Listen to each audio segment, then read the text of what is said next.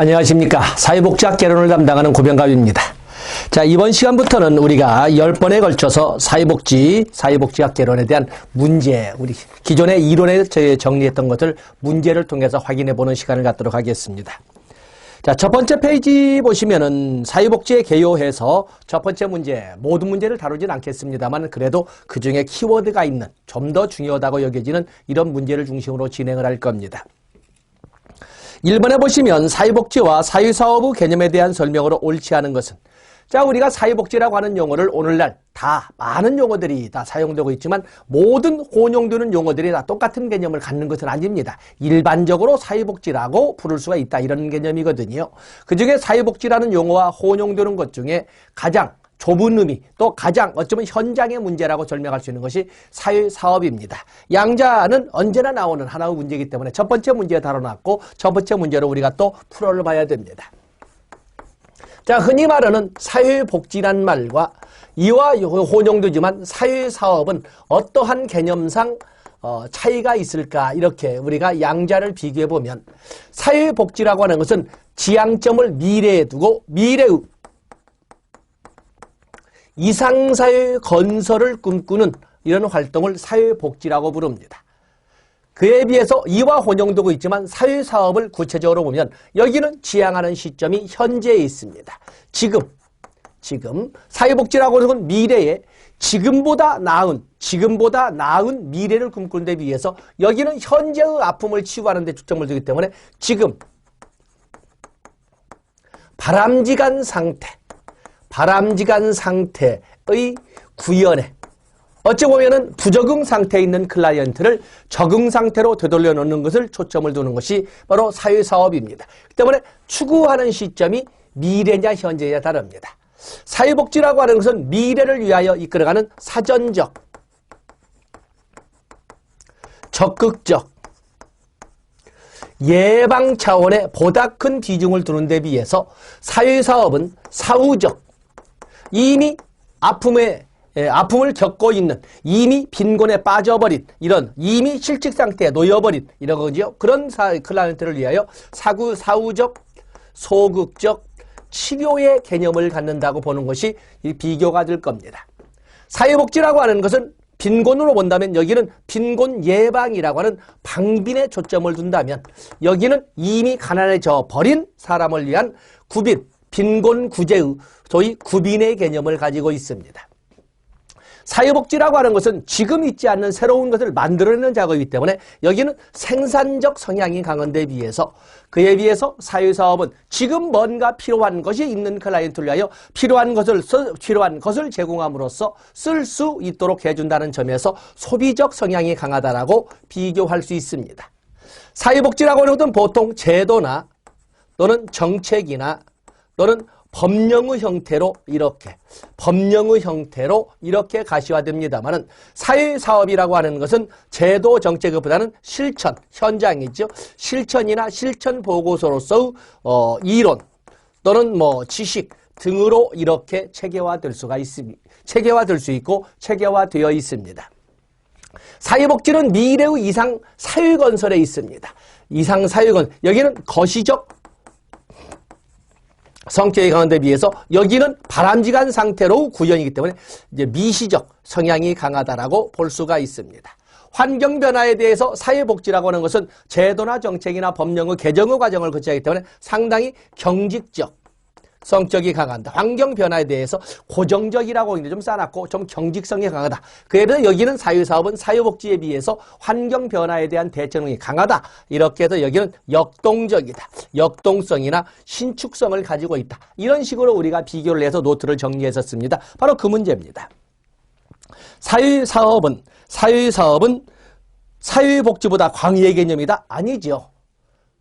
거시적 입장에 더 접근하는 것은 미래의 이상 사회건설을 이끌어가는 사회복지고, 사회사업은 현장에서 지금 이 순간 이 자리에서 아픔을 겪고 있는 사람을 위한 직접적인 변화 또는 원조 또는 치료 이런 과정이기 때문에 이게 좁은 의미가 되겠습니다. 이건 틀린 거죠. 사회복지는 거시적이고 사회사업은 미시적이다. 사회복지는 고정적인 데 비해서 고정적인 것은 환경 변화에 대해서 상당히 정직적인 데 비해서 사회사업은 역동적이고 신축적이다. 사회복지는 생산적, 적극적이지만 사회사업은 소극적, 사후적이다. 별로 비교 문장은 이쁘지 못합니다만 자, 답은 1번이 옳지 않은 것이 되겠습니다. 자, 2번 보시고 그다음에 오른쪽 페이지 3번 문제를 보시면 노만이신의 사회복지에 대한 설명으로 옳지 옳은 것은 사회복지에 대한 이 개념 정의는 다 모든 학자들이 다 했다라고 볼 수가 있습니다. 그중에 노만이신이 이렇게 출제가 된 것은 노만이신의 문제를 제기한 것은 노만이신은 그 번역상 문제도 있지만 이 사회복지를 정의할 적에 좁은 의미와 넓은 의미 또는 선별주의와 보편주의 또는 전통적 개념과 현대적 개념으로 비교할 수 있는 이런 문장을 비교해서 정의를 하기 때문에 이렇게 출제될 수가 있습니다. 그래서 노만이신의 정의를 보면은 한정적으로는 적극적으로는 도저히 대비가 안 되는데 가만히 내용을 보면은 한정적으로는 도움이 필요한 사람을 위한 지원이고 적극적으로는 보편적 욕구 충족을 위한 사회적 노력이라고 그렇게 표현함으로써 결국에 가만히 보면 비교, 이 접속어는 어울리지 못하지만은 여기는 선별주의적 입장과 보편주의의 입장 또 그러면 좁은 의미의 사회복지와 넓은 의미의 사회복지가 비교되어서 정의된 그것 아주 대표적인 예가 되겠습니다. 자, 보겠습니다. 국민들의 복지에 기본적인 것으로 인정된 사회적 욕구를 충족시키고 사회질서의 회복을 위하여 재반급부를 확보하거나 강화시키는 법률, 프로그램, 급여, 서비스 체계를 말한다. 이렇게 말하는 이것은 프리드랜더가 제시했던 용어입니다. 출제 비중은 낮지만 좋습니다. 그다음에 사회정책을 사회복지 제도와 같은 개념으로 온 것은 아주 대표적인 사람 티트머스입니다. 티트머스. 그래서 사회복지란 말을 쓰기보다는 오히려 사회정책이란 말을 써서 보통 저서를 남기고 있던 사람이 바로 티트머스가 되겠습니다. 한정적으로는 사회적 약자에 대한 재정적 원조나 서비스, 적극적으로는 보편적 욕구에 대한 공동정책. 이게 바로 대표적인 바로 노만이신의 정의가 되겠습니다. 간질적 사회제도로서 사회복지를 간질적 사회제도라고 설명했던 사람은 간질적, 이건 콤튼이 되겠습니다. 그래서 네처 또는 네스체르와 같은 사람은 이것은 다면적, 다차원적 개념으로 봐야 된다. 이런 식으로 정의했다는 건 전부 우리가 줄쳐놨었지요. 그래서 여기에 간질적 사회제도로서 개념으로 사회복지를 정의한 사람은 콤튼이 되겠습니다. 여기는 노만이신 답이 3번이 됩니다. 자, 넘어가시겠습니다. 그에 대한 문제가 그에 보면 약간 난이도를 높여서 설명했던 걸로 거기 다음 페이지에 오면 학자들의 사회복지에 대한 견해로 옳은 것은 자 거기 그래서 3번 문제에다가 5번 문제를 가미해서 하면은 좀 심화된 문제 풀이가 된 걸로 하겠습니다. 다음에 거기 챕터 2에서 5페이지에 보시면 1번 문제가 나와 있습니다.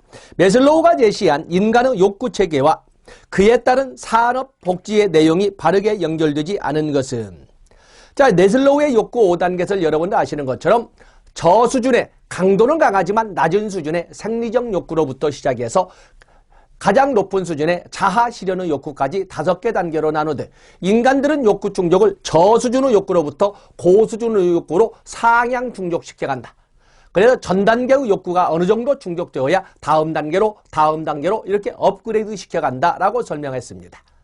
그러면서 생리적 욕구, 안전의 욕구, 소속애정의 욕구, 존경의 욕구까지는 뭔가 얼핏 부족한 결핍의 욕구라고 설명을 했고 그에 비해서 자아실현의 욕구는 성장의 욕구라고 설명을 했습니다.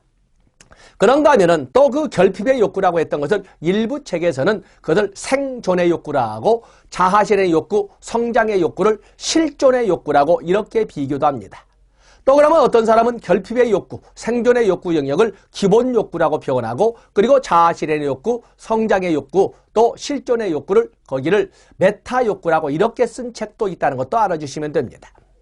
자 여기 보시면 욕구 체계와 그에 따른 산업복지의 내용을 바르게 연결하지 않은 것은 생존의 욕구라고 하는 것은 결핍의 욕구에 대한 다른 표현이 되겠는데 자 결핍의 욕구는 생리적, 안전, 소속애정, 존경의 욕구까지 이렇게 설명하고 있는데 거기 산업재해 보상보험과 같은 사회보험은 어떠한 사회적 위험에 닥치게 될 적에 그를 위한 미연의 예방의 노력을 보험이라고 합니다. 그 때문에 여기는 어찌 보면 안전의 욕구에 해당된다고 설명할 수 있습니다. 물론 안전의 욕구에 해당되는 사회보험이 모든 안전의 욕구에 이게 결합이 되어 있지만 그중에 산재보험과 같은 경우는 안전의 욕구 중에서도 생리적 수준에 상당히 가까운 이런 그 안전의 욕구라고 설명할 수가 있습니다. 그래서 여기에 보면 안전의 욕구는 맞으면 산재보험은 안전의 욕구, 그다음에 직업안정, 직업훈련 이것도 역시 마찬가지로 안전의 욕구죠. 그렇기 때문에 여기는 생리적 욕구, 안전의 욕구, 소속애정의 욕구, 존경의 욕구까지를 싸잡은 결핍의 욕구 또는 생존의 욕구 또는 기본 욕구의 영역이라고 해서 맞는 것이 되겠습니다. 많은 분들이 이거 생존의 욕구가 아니라 생리적 욕구라고 이렇게 생리적 욕구라고 착각하시는데 그게 아니고 생존의 욕구입니다. 지금 여기는 맞는 것이 됩니다. 생존의 욕구 중에 안전의 욕구. 안전과 안정의 욕구, 노사협의회와 같은 경우에는 근로자들도 정책 결정에 참여해 준다는 점에서 소속 애정의 욕구, 세 번째 단계가 되겠고, 그다음에 재임명이라고 해서 인정받았다라고 하기 때문에 어찌 보면은 재임명이 되었다라고 하는 것은 소속 또는 애정의 욕구에도 포함되겠지만 존경의 욕구, 어떠한 경우에는 뭐 1년 이사진으로서 1년 계약 단위로 된 사람이 또 재임명이 되었다라고 하는 것은 그건 존경의 욕구나 자신의 욕구로도 볼 수 있는 상위 그룹의 욕구가 되겠어요. 그다음에 성과 재분배 이것은 역시 자아실현이 되겠고 경영참가 안전의 욕구가 되겠고 소득보장 안전의 욕구가 되겠어요. 그래서 이 경영참가는 안전의 욕구와 소속 애정의 욕구에 결합된 것이고 소득보장은 안전의 욕구가 되겠습니다. 자, 여기 때문에 위에 보면은 이것은 안전의 욕구보다는 높은 단계. 이건 틀린 것이 되겠어요. 친목 행사, 집단활동, 운동회, 가족 프로그램, 가족 상담. 자, 이런 것은 생리적 욕구 아니죠. 안전의 욕구 아니지 않습니까? 존경의 욕구. 여기는 소속 애정의 욕구가 되겠습니다. 자, 표창. 공정한 인사교육과 장려금, 재임용, 성과 재분배 이런 것들은 모두 자아실현의 욕구 또는 존경의 욕구에 해당된다고 볼 수가 있습니다. 그중에 워낙 이 교집합 부분이 많습니다만 거기 2번은 워낙 적나라하게 틀렸기 때문에 답이 2번으로 설정이 되어 있습니다. 특히 1번 함정이기 때문에 생리적 욕구를 물어본 것이 아니라 생존의 욕구를 물어보고 있는 겁니다. 생존의 욕구. 자, 그 문제를 가지고 페이지 넘어가서 3번 보시면 매슬로우의 욕구 5단 개설에 대한 설명으로 옳은 것을 모은 것은 옳은 것. 자, 매슬로우 욕구 5단 개설을 얼마나 많이 알고 있느냐를 따지고 있는데 거기 보시면 소속 애정의 욕구로서는 친목 행사, 운동회, 가족 프로그램, 가족 상담 등이 답에서 문제에서 우리가 또 볼 수가 있습니다. 5단계에 속하는 생리적 욕구는 그렇죠? 5단계 중에 가장 하위에 있는 생리적 욕구는 가장 기초적인 인간의 욕구이다. 기, 갈, 성 등으로 표현할 수 있는 가장 기본적인 욕구가 되겠습니다. 다음에 거기에 보시면 자아실현의 욕구는 결핍의 욕구에 해당된다. 자아실현의 욕구는 결핍의 욕구가 아니라 이것은 성장의 욕구죠. 결핍의 욕구는 생리적 욕구, 안전의 욕구, 소속애정의 욕구, 존경의 욕구까지를 결핍의 욕구라 하고 자신의 욕구는 성장의 욕구라고 설명을 했습니다. 이건 틀린 거지요. 그렇죠? 다음에 인간의 동기는 욕구 충족을 위해 유발된다고 본다. 인간의 동기가 나와 있습니다. 그래서 인간의 동기라는 것은 어떤 행동을 하게 하거나 어떤 목적을 향하도록 하는 그런 예적 충동 상태를 동기라고 설명을 합니다. 그다음에 인간은 저수준의 욕구보다 고수준의 욕구부터 충족시켜 간다? 이건 말이 안 되는 거지요. 미음번이 들어간 것은 무조건 다 틀린 것이 되겠습니다. 2번과 4번이 다 틀렸군요. 또 그러면 디귿번이 들어간 것도 모두 틀린 것이 되겠어요. 디귿번 그러니까 결핍의 욕구에 해당된다. 이것도 다 틀린 것이 되겠네. 여기에 옳은 것을 모두 고른다면 기억번, 다음에 니은번, 디귿번은 무조건 틀린 거고 리을번, 기억번, 니은번, 니을번. 아니군요. 여기 미음번을 잘못 읽었네요. 인간은 저수준의 욕구로부터 고수준의 욕구 순서로 그거 띄어쓰기 안 했군요. 고수준의 욕구 순서로 충족시켜 간다라고 이렇게 이건 맞는 것이 되겠군요. 그 때문에 틀린 것은 디귿번이고 기억, 니은, 리을, 미음이 되겠습니다. 그런데 디귿번 거기 보면은 기억, 니은 4개 있는 것이었군요. 여기에서는 디귿번이 워낙 틀렸는데 디귿번을 맞는 것. 답은 2번이 가장 근사치에 있는 답이 되겠고 이걸 주관식으로 설명을 해본다면 기역, 니은, 그리고 리을, 미음이 되겠습니다. 2번에 디귿번이 포함된다면 모두 옳은 것이 되겠습니다. 다음에 4번 문제 겨냥하고 있는 문제라고 그랬죠. 브래드쇼우의 욕구 분류 이렇게 해서 욕구 인식에 따른 욕구 분류가 이렇게 나와 있는데 거기에 보시면은 브래드쇼우는 욕구 수준에 따라서 규범적 욕구, 인지적 욕구, 표현된 욕구, 비교적 욕구. 자, 이미 암기하고 있다 해서 반성하지 않겠습니다. 자, 그 중에 규범적 욕구라고 하는 것은 정책 위반자들이라든지 행정가 또는 전문가에 의해서 만들어진 욕구로서 공동체 구성원이라면 누구에게나 똑같이 적용되도록 정형화시킨 욕구를 규범적 욕구라고 합니다. 우리의 현실 속에서는 보통 법령의 형태로 이렇게 정책을 성문화시켜서 발표를 합니다. 다음에 인지된 욕구라고 하는 것은 당사자의 느낌으로만 가지고 있는 욕구를 인지된 욕구라고 합니다. 그렇기 때문에 이 인지된 욕구는 당사자의 느낌으로만 존재하고 있기 때문에 그렇기 때문에 이 시험 문제에 나온다면 서베이나 조사를 통해서 알아보는 이런 문장이 등장하게 됩니다.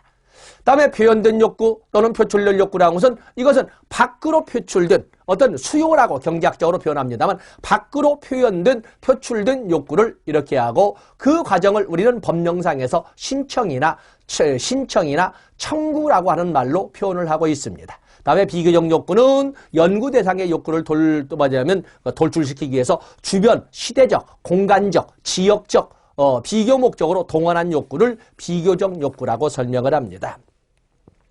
자, 거기 보면 이 중에 표현된 욕구에 대한 설명을 오는 것은 욕구 상태에 있는 당사자의 느낌에 의해 인식되는 욕구는 이것은 인지된 욕구가 되겠죠.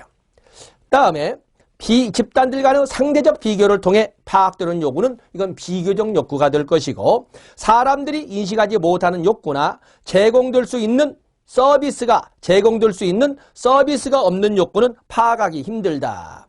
사람들이 인식하지 못하는 욕구, 알아볼 수 없는 욕구, 또 그러면 제공될 수 있는 서비스가 없는 욕구는 파악하기가 힘들다. 자, 이건 좀 놔둬보겠습니다. 미리 바람직한 욕구 충족의 수준을 정해놓고 이 수준과 실제 상태의 차이에 의하여 정도를 규정하는 욕구는 4번은 규범적 욕구가 되겠습니다.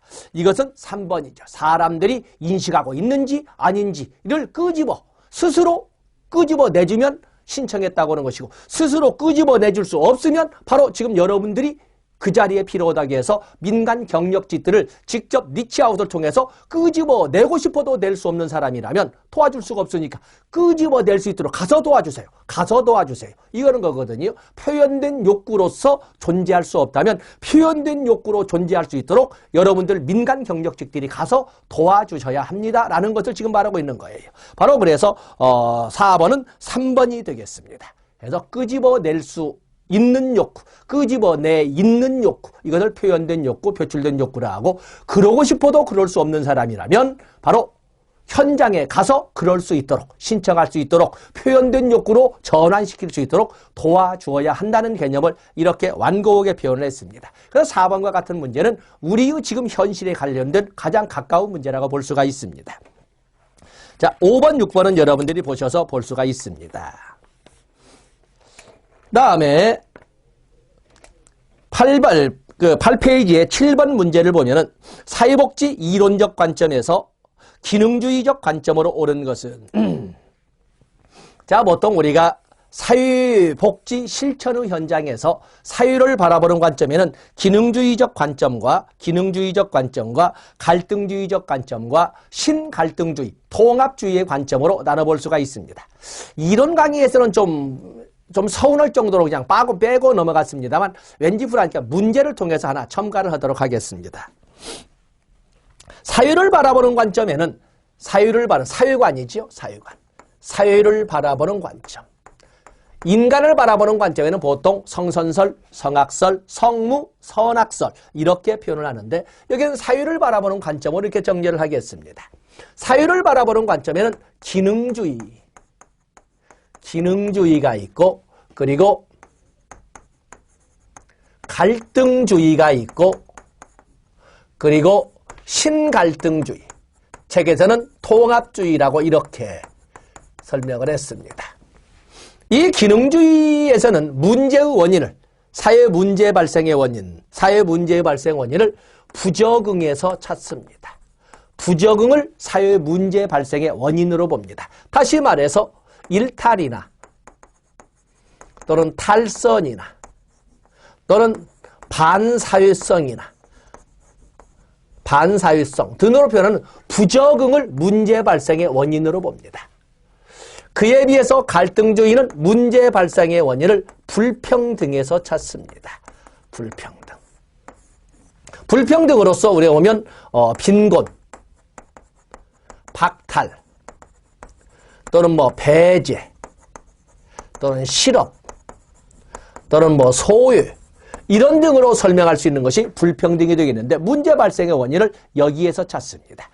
그에 비해서 신갈등주의는 문제 발생의 원인, 사회 문제의 발생 원인을 해체에서 찾습니다. 해체. 가족 해체. 같이 살지 못하니까. 또 지역 간 갈등을 유발하면 요즘 선거판에서 아주 더러운 이런 얘기들이 많이 나오고 일부 몰지강한 정치인들에 의해서 그런 용어들이 나옵니다만 종교 간, 지역 간, 성별 간, 또 세대 간 이런 소위 사회해체. 특히 우리가 보면 중동이라든지 이런 것 보면은 이슬람권에 보면 많은 같은 종교 내에서도 종파 간, 또 종족 간 이런 분열이 있지 않습니까? 그로 인해서 사회 문제가 발생을 합니다. 이런 등을 문제 발생의 원인으로 봅니다. 그러면서 이 기능주의는 이런 부적응으로 인하여 발생하는 문제를 어떻게 해결할 것이냐 하는 해결책의 접근을 사회 정책적 차원, 공공부문의 개입과 사회 사업적 차원, 소위 실천 부분의 접근으로 사회 정책적 차원에서는 부적응 상태에 있는 클라이언트도 적응 상태로 진입할 수 있도록 해주어야 한다. 그래서 특히 고용정책을 강조합니다. 고용정책. 적응하고 싶어도 적응하지 못하는 이런 경우에 적응할 수 있도록 해주는 겁니다. 특히 가장 대표적으로 우리가 보면 긍정적 차별 또는 적극적 차별이라고 할 수 있는 소수 집단에 대하여 역차별. 오히려 역차별하는 것도 오히려 바람직한 차별이라고 할 수 있다는 겁니다. 기회를 가지고 싶어도 장애라고, 나이가 먹었다고, 여자라고 여러 가지 이유를 가지고 기회를 주지 않는다면 안 된다는 겁니다.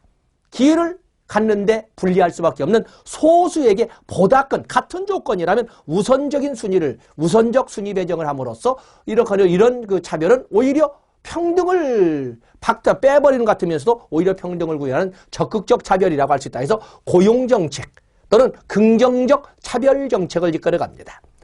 그에 비해서 갈등주의에서는 불평등이 사회문제의 원인은 불평등을 타파는 아니지만 불평등을 완화시키기 위해서 소득정책을 이끌어가는 거죠. 소득정책을 통해서 불평등이라고 하는 양극화를 최소화시키겠다는 겁니다. 그래서 이 고용정책으로서는 완전고용이라든지 완전고용, 특히 사회오신 분들 완전고용은 100%의 고용이 아니냐는 거 아시지요? 완전고용. 소위 자발적 실업과 같은 것을 인주를 인정한 이런 고용을 완전고용. 완전고용이나 또 그런가 하면 거기 실업보험에는 고용보험, 고용보험과 같은 것은 고용정책에 관련된 기능론적 관점에서 해결책으로 설명할 수 있습니다. 그에 비해서 갈등주의에서 나오는 소득정책으로 불평등 구조를 타봐요. 최저임금제.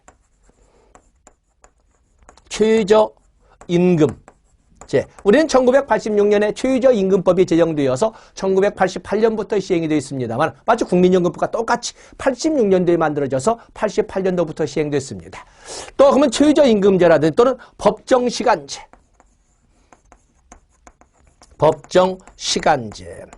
우리가 보면 근로시간, 육아기, 근로시간, 단축급여 이런 거 있더라도 최소한 몇 시간 이런 시간 이 사안서를 정하고 있거든요. 이런 소득정책입니다. 그에 비해서 신갈등주의에서는 여기에는 소득정책보다는 거기에는 입법정책을 인간의 또는 구성원의 감정에 의해서 해체될 수밖에 없는 분위기가 조성되어도 안 돼. 같이 살아야 돼 라고 하는 입법정책을 통해서 거기 보시면 사회보장정책이라든지 법으로 사회보장을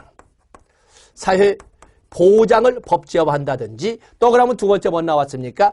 조합주의의 방법을 정책에는 노사협의회를 제도화한다든지 이런 방법을 통해서 사회의 마지막 해체를 해결할 수 있다고 봤던 겁니다. 그런가 하면은 또 사회사업 실천의 현장에서는 여기서는 전통적 모델로서 이거는 심리 모델, 상담이나 가족 치료와 같은 심리 모델을 통해서 부적응 상태에 있는 클라이언트를 적응 상태로 이끌어갈 수 있다고 봤습니다. 그에 비해서 갈등주의에서는 불평등을 타파하기 위해서는 급진 모델, 사회행동이나 PKC나 사회행동이라고 흔히 우리가 부드럽게 부르는 급진 모델, 더 나아가서는 뭐 자스민 혁명이나 4.19 혁명처럼 바로 이러한 혁명적 이런 모습을 통해서 불평등을 타파할 수 있다고 봤습니다. 그에 비해서 신갈등주의는 개혁 모델, 또 다른 기존의 제도로서는 해체 문제가 해결되지 않는다면 현장 문제에서는 또 다른 복지나 사회 보장의 영역을 만들어줌으로써 그렇게 해서 거기 보면 직업복지라든지 또 이런 다양한 복지의 영역을 확대시킴으로써 이런 사회 해체를 막을 수가 있다라고 설명을 했던 것입니다. 그래서 우리가 진행을 할 적에 이런 때는 서운하게 넘어갔지만 문제를 통해서 좀 시간을 배정했습니다. 갈등을 어떻게 보느냐. 자, 갈등도 적어볼까요? 갈등에 대해서는 이 기능주의에서는 갈등은 사회악으로 봤어요. 사회악으로. 그에 비해서 이 갈등주의에서는 갈등을 사회악으로 보는 것이 아니라 사회발전의 원동력, 사회 발전의 원동력으로 이렇게 봅니다. 역시 마찬가지로 신갈등주의도 마찬가지입니다.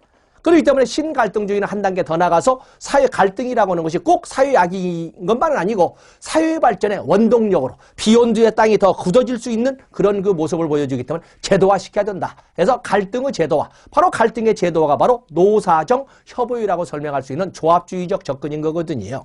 자, 그래서 여기 갈등을 사회화의 한 형태로 보고 또한 분열을 무조건 나쁘게 보지 않고 재통합의 수단으로 보았다. 자, 여기에서 갈등을 사회화의 한 형태로 봤다. 이것은 해체, 거기에 보면 이건 통합주의나 신갈등주의의 입장입니다. 경쟁적 관계 2번이군요. 사회체계의 기능을 파괴하거나 사회 질서 및 안정에 대한 갈등적 요소는 사회악으로 간주되어 제거돼야 된다. 갈등이나 사회 문제는 무조건 사회악으로 보고 제거돼야 한다는 것은 기능론적 관점입니다. 경쟁적 관계는 균형보다는 불안정을 초래한다. 경쟁적 관계는 3번 경쟁적 관계라고 할 때 불안정을 초래한다. 여기는 양면성이기 때문에 여기는 기능론적 관점으로 경쟁적 관계를 무조건 부정적으로 보는 거, 이것도 기능론적 관점이라고 설명이 되는데 불안정을 초래한다. 자, 이거 놔둬보겠습니다. 사회는 희소자원을 지배하려는 이익집단 간의 투쟁과 경쟁과 투쟁의 상태로서 갈등은 불가피하게 내재하고 이러한 갈등은 끊임없이 순환된다고 본다. 인간 사회는 언제나 어디서나 상존한다고 본다. 그래서 1번은 신갈등주의, 통합주의, 4번은 완전히 갈등주의, 그리고 2번은 기능주의, 3번은 경쟁적 관계가 균형보다는 불안정을 초래한다 보는 것은 기능론에도 가깝지만은 갈등론에서도 설명을 합니다. 그 뒤에 붙은 것은 그러나 이렇게 단서가 붙을 수 있거든요. 그래서 2번, 3번이 모두 접근의 선에 있습니다만 그중에 명확한 답은 2번이 되겠습니다. 그래서 7번의 답은 2번이 되고 그 밑에 해설 붙여놨죠. 여러분 손으로 적었던 이 내용 가지고 가시면 됩니다. 다음에 9페이지에 보시면은 이제는 사회복지의 모형. 사회복지의 모형은 우리가 3개 정도를 가지고 접근을 했습니다. 이렌스키와 르보의 모형, 조지와 율딩의 모형, 에스핑 앤더슨의 모형을 가지고 내용까지 설명하면서 거기에 티트머스의 모형을 가미했고 또 단순히 분류로서는 미슈라의 분류, 또 그런가 하면 퍼니스와 틸튼의 분류, 이런 분류들을 우리가 설명을 해봤습니다. 자, 마침 1번에서는 조지와 율딩이 분류한 사회복지 이념체계에서 자유, 개인주의, 불평등이 중심 가치는, 자, 이 조지와 율딩은 1994년에 기존에 있던 4분류 체계를 6분류 체계로 수정 증보시키게 되는데, 보통 새로이 만들어진 것은 복지와 여성의 관계를 따졌던 페미니즘, 그리고 환경과 복지를 따졌던 그리니즘, 녹색주의가 새로이 신설됐지만 기존에 있었던 4분류 체계, 어쩌면 국가의 개입 정도나 중심가치의 방향을 가지고 했던 사분류 체계의 이름을 바꾼 거였습니다. 종래의 반집합주의는 신우파라고 하고, 그리고 소극적 집합주의는 중도 노선이라 하고, 그리고 페미안 사회주의는 사회민주주의라고 이름을 바꿨고, 마르크스주의는 그대로 마르크스주의로 설명을 했습니다. 신우파에 가까우면 가까울수록 국가 개입의 원칙적 배제, 국가 개입의 정도를 최소화시키지 않는 데 초점을 둡니다. 마르크스주의로 가면 갈수록 국가 개입의 당연시의 방향으로 갑니다. 그리고 개인 가치와 공동체 가치로 갈 적에 신우파로 가면 갈수록 개인 가치를 절대시하는 것이고, 그에 비해서 아래로 마르크스주의로 오면 올수록 공동체 가치라는 콜렉티브라고 하는 공동체 가치를 보다 크게 따지는 비중을 두고 있습니다.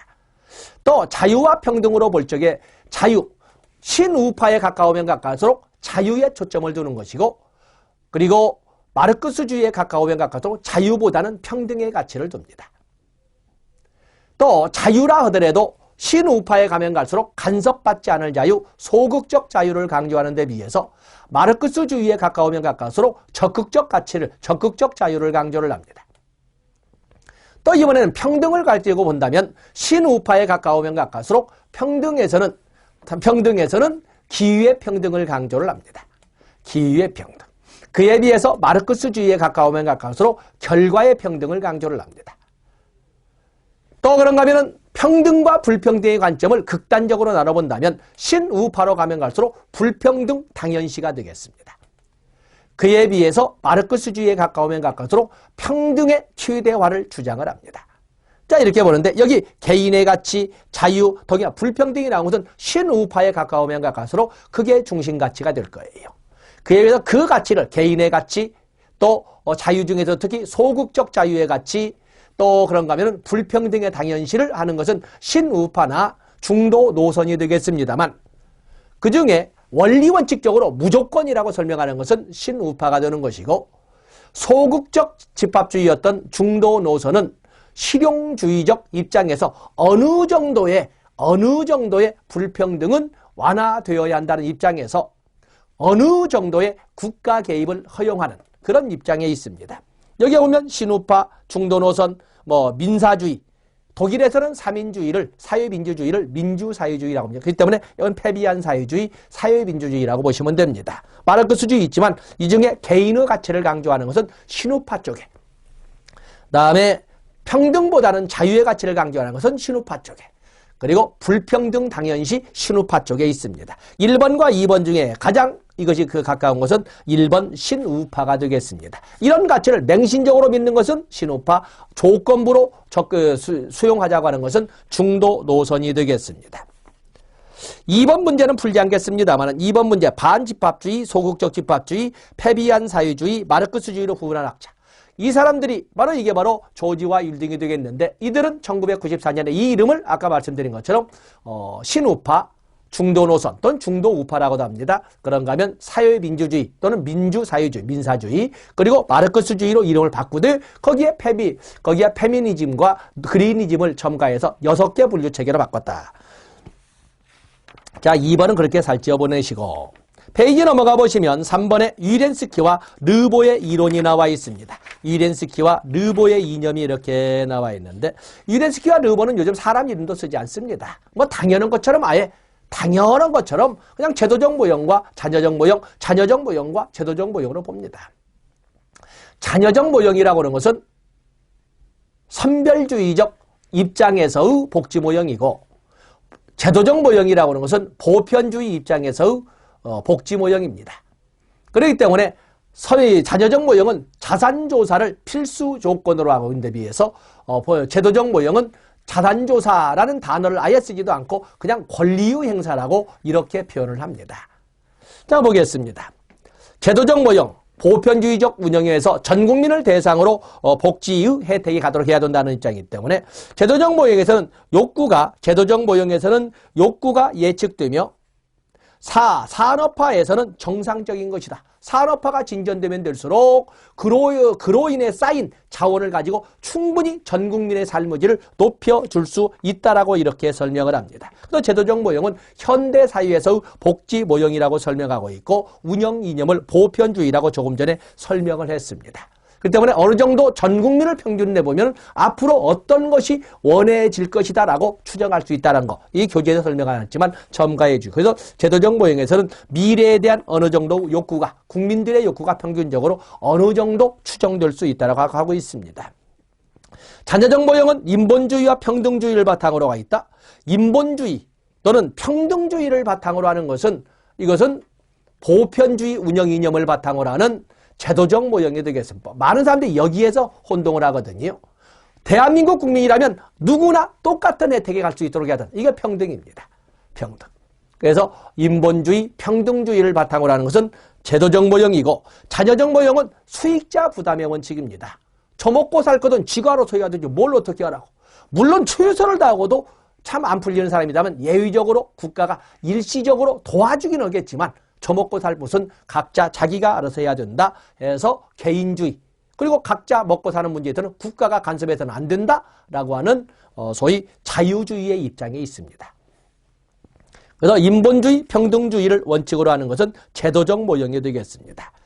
다음에 보완적 모형은 개인이 제 기능을 하지 못할 때 발생하는 거다. 그러죠. 보완적 또는 자녀적 모형은 자기 스스로도 정말 열심히 알고 열심히 했을 때 열심히 한 만큼 대가가 나오면 시장기구가 제 기능을 발휘한다고 하는 것이죠.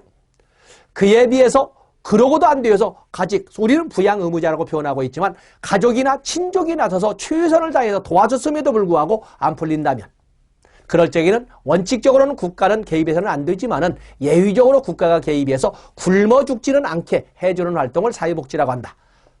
바로 이게 바로 자녀적 모형, 보완적 모형이 되겠습니다. 그래서 이 개인이 제 기능을 하지 못할 때 보통 교재에서는 시장기구나 가족기구가 제 기능을 하지 못했을 때 이렇게 표현하고 있죠. 제도적 모형은 국가의 적극적 개입을 통한 제도적 서비스로 복지를 구현하고자 한다. 그래서 3번 문제는 곧잘 많은 사람들이 자꾸 자녀적 모형을 평등 그러는데 그러지 않고 평등은 전 국민을 대상으로 어느 누구도 차별함이 없이 할 때 평등주의는 바로 제도적 모형입니다. 그에 비해서 보완적 모형은 원칙적으로는 국가가 개입해서는 안 되지만은 즉 다시 말해서 개인적 빈곤관에 입각해서 해서 각자 먹고 살 것은 각자 알아서 해야 되지만 여기에 단서이기 때문에 개인주의, 자유주의가 되겠습니다. 곧잘 혼란스러워하는 영역을 문제로 출제를 했습니다. 다음에 4번에 보시면 에스핑 앤더슨 모형 중 3인주의 모형에 대한 설명을 오는 것은 자 에스핑 앤더슨은 탈상품화 또 사회계층 분류 등을 기준으로 나중에 또 탈가족화까지도 기준을 설정했습니다만 이렇게 해서 복지국가의 모형을 자유주의, 조합주의, 사회민주주의로 나눴습니다. 자유주의라고 하는 것은 탈상품화의 효과, 소위 시장이 아닌 것을 통해서 재화나 서비스가 거래될 가능성은 거의 없다. 즉 말해서 탈상품화의 효과는 거의 없고 각자의 노력과 능력에 의해서 삶의 질이 결정되는 그런 국가를 설정했기 때문에 여기는 무수히 많은 사회계층이 존재를 합니다. 여기에서는 각자의 능력과 노력으로 삶을 결정하는 것을 기본 전제로 하지만 최선을 다하고도 풀리지 않는 경우에는 예외적으로 국가가 예외적으로 개입할 수도 있다. 그래서 공공부조 프로그램을 기본적 프로그램으로 설명을 합니다. 그에 비해서 조합주의는 자기에게 밀어닥칠 사회적 위험을 미연에 예방하기 위해서 자기가 번 소득의 일부를 저축해 놨다가 미래의 사회적 위험에 닥쳤을 때 쓸 수 있도록 해주는 이런 시스템입니다. 그렇기 때문에 어찌 보면은 복지의 사회화가 이루어지긴 했지만 결국에 소득 비례각주로 현실로 본다면은 결국에 이 복지 탈상품화의 유형은 갖췄지만 한계가 있다.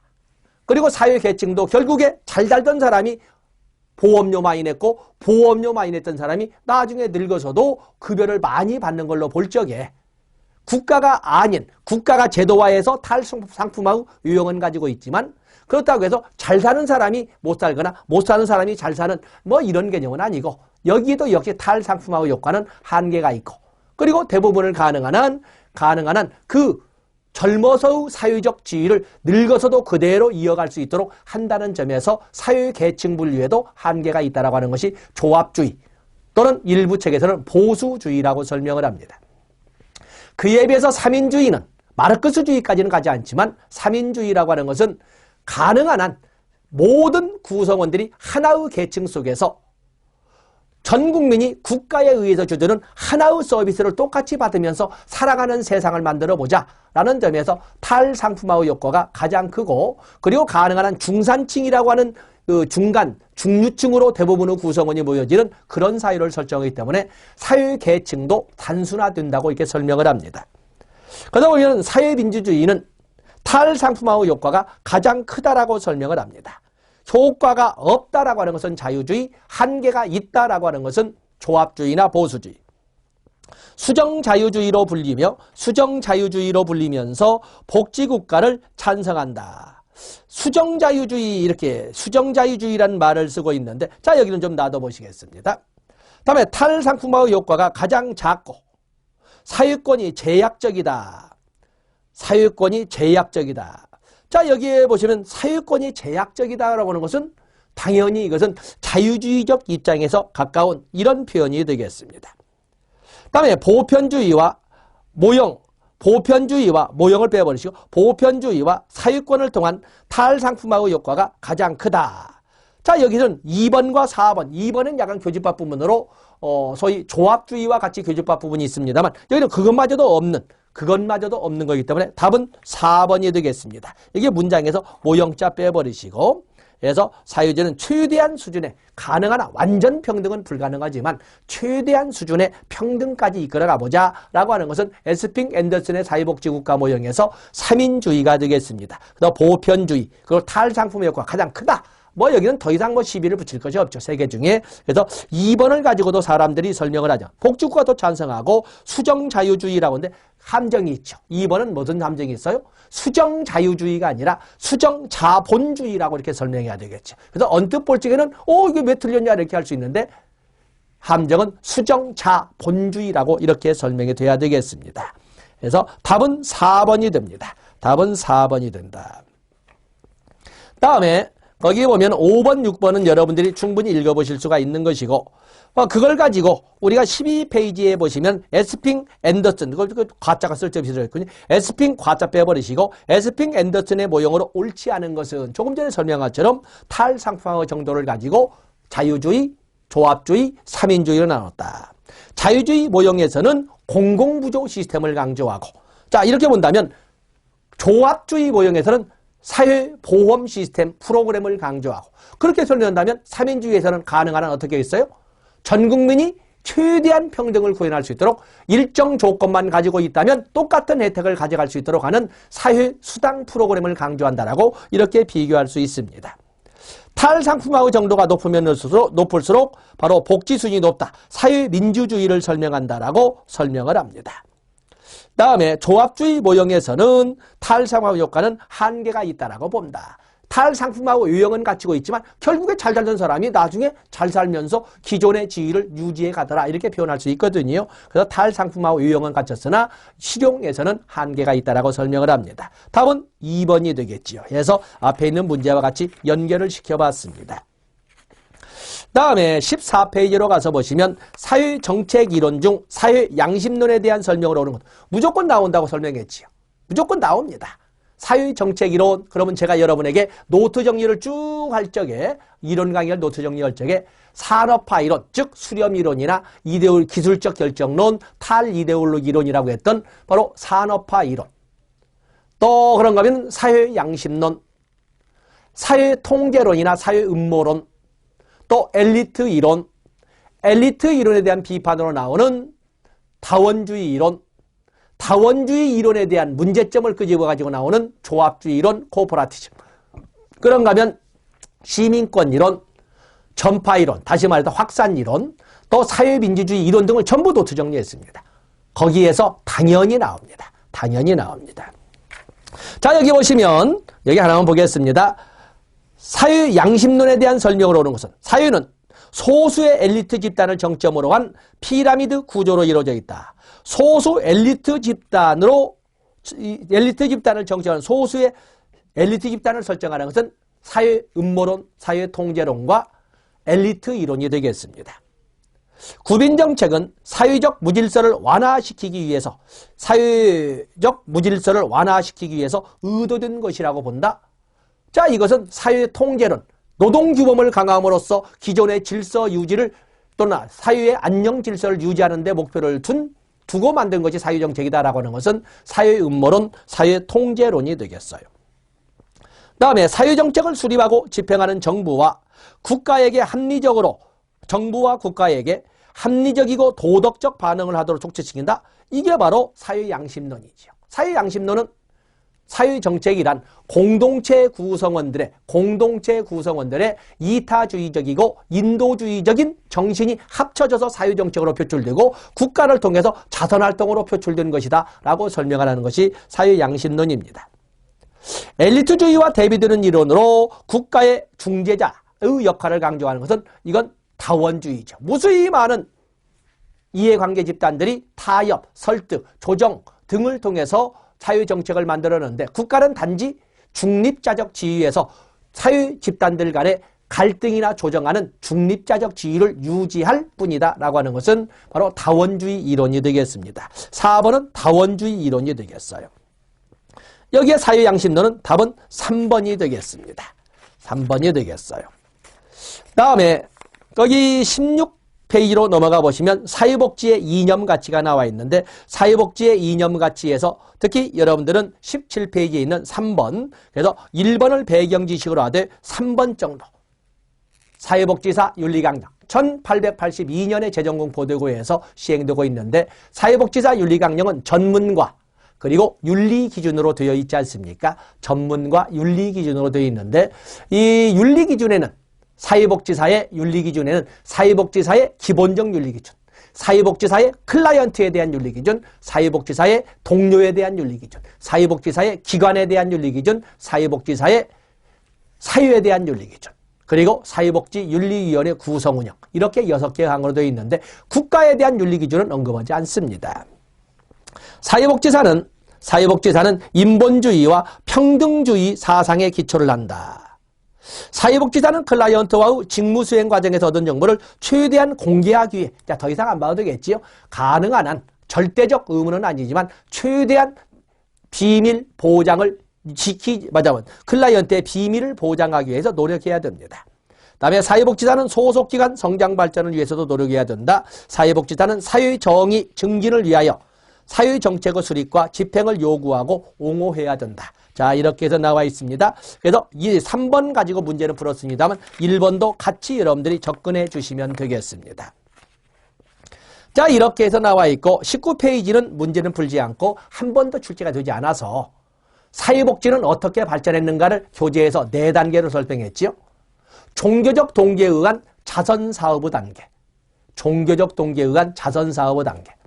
다음에 두 번째 단계는 반사회적 동기에 의한 그랬는데 반사회적 동기를 배제한 구빈사업의 단계. 세 번째 단계는 인도주의적 동기에 의한 사회사업의 단계. 다음에 네 번째 단계는 복합적 또는 전문적 동기에 의한 사회복지사업의 단계로 이렇게 이론 정리하고 우리가 노트 정리를 했습니다. 바로 그에 대해서 문제를 정리를 했습니다. 그래서 6번은 여러분들이 읽어보시면 되겠습니다. 자, 첫 시간은 여기까지 하고 다음 시간에 2편 사회복지 발달사부터 정책론의 기초이기 때문에 좀 더 자세히 상세히 접근하도록 하겠습니다. 고맙습니다.